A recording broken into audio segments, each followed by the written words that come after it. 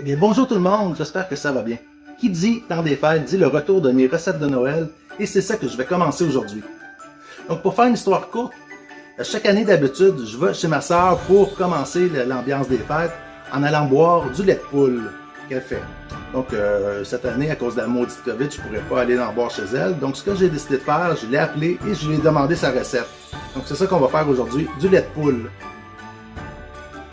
Là, je le sais, il y en a qui vont dire « Quoi? Du lait de poule? » Mais oui, il faut traire la poule là, comme ça, avec notre pouce, notre index, là. On peut récolter du bon lait avec ça. Ben non, c'est une blague. Du lait de poule, c'est une recette. On appelle ça du lait de poule parce qu'on mélange du lait avec des œufs. C'est un genre de crème anglaise qu'on fait. Voici les ingrédients qu'on aura besoin. 6 œufs, 125 ml de sucre, 500 ml de lait, 500 ml de crème 10%, une pointe de muscade, un bâton de cannelle, 2 grosses oranges, 125 ml de cognac, 125 ml de rhum brun et surtout, beaucoup d'amour. Si vous n'avez pas de grosses bouteilles de cognac, vous pouvez en acheter des petites ou remplacer même par du brandy. Ça va goûter à peu près la même chose. On va commencer par laver et retirer l'écorce des oranges. Donc, comment je trouve que ça va mieux? C'est avec un économe comme ça. Donc, on a juste besoin de la peler. Vous voyez, ça enlève juste la partie qui est orangée. Ça laisse pas ça prend pas la partie qui est blanche. Donc, on retire toutes les écorces. Ça, c'est l'idéal si vous voulez faire des écorces d'orange confites là, avec cet économe-là. C'est exactement ça qu'il faut.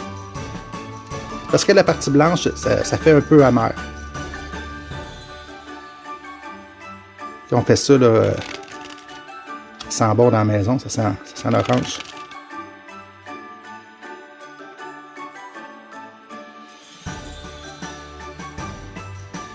On va les mettre de côté pour l'instant. On va continuer par casser les œufs.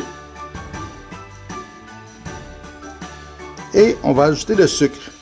On va mélanger tout ça.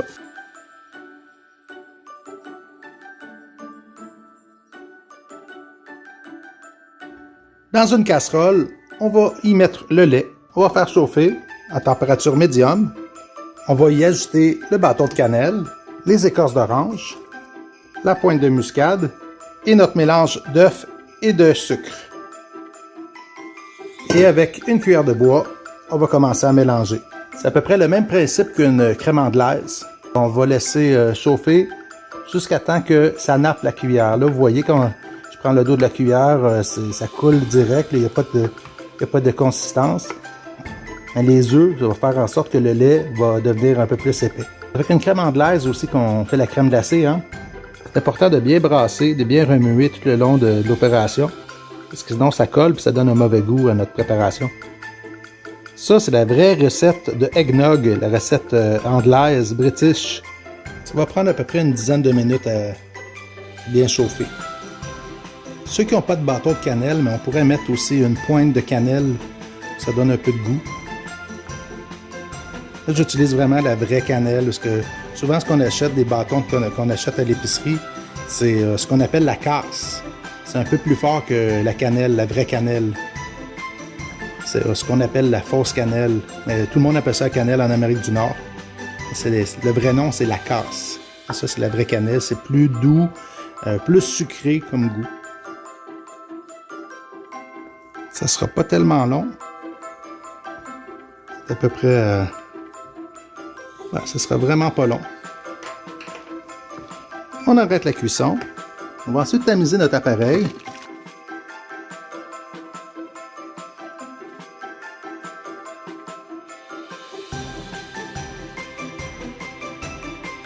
Je vais peser dessus pour enlever le maximum.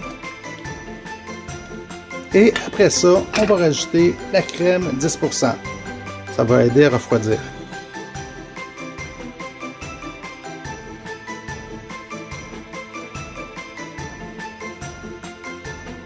Si votre crème anglaise a commencé à faire des petits grumeaux, a commencé à cuire un peu trop, mais pas de panique, on s'en servir pareil. Ce qu'on peut faire, c'est prendre une petite mixette et la faire fonctionner un peu dedans. Ça va tout éliminer les petits grumeaux, puis votre lait de poule va être encore excellent.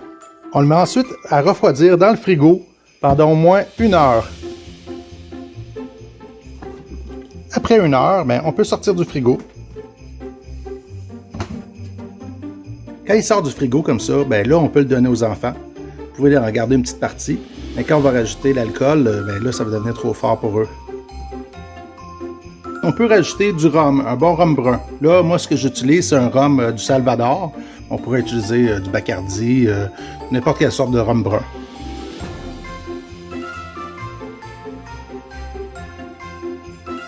Et on rajoute la même quantité, 125 ml de cognac. On mélange tout.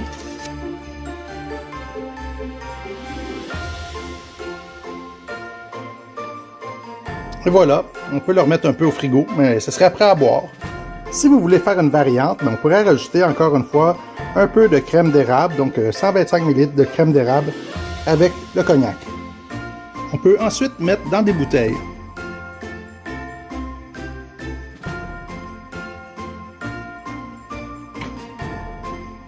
Voilà, notre bouteille de lait de poule. Pas du lait de flamant rose, là, mais du lait de poule. Bien, on va pouvoir se faire un appel vidéo, puis on va pouvoir le boire ensemble pareil. Et santé!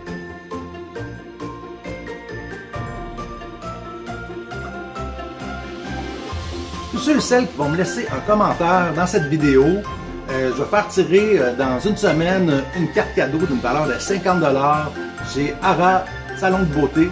C'est pour des soins pour les cils, des extensions et plein d'autres sortes de soins.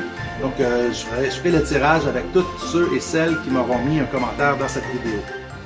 Les gars, ça se donne bien en cadeau de Noël. Et vous, les filles, si vous voulez vous faire encore plus belle, ben, c'est une belle occasion. Et j'ai entendu dire que si vous emmenez une amie, si vous gagnez, ben, vous allez avoir des rabais supplémentaires. Donc, si vous avez aimé la vidéo, mais faites comme le petit bonhomme de pain d'épices et mettez le pouce dans les airs. Abonnez-vous à ma chaîne si ce n'est pas déjà fait et activez la petite cloche pour avoir toutes les notifications. Ça veut dire que vous allez savoir quand est-ce que je vais publier une prochaine vidéo. Donc partagez la vidéo avec tous vos contacts, vos amis, et nous on se revoit très bientôt pour une prochaine recette, une prochaine vidéo. Bye!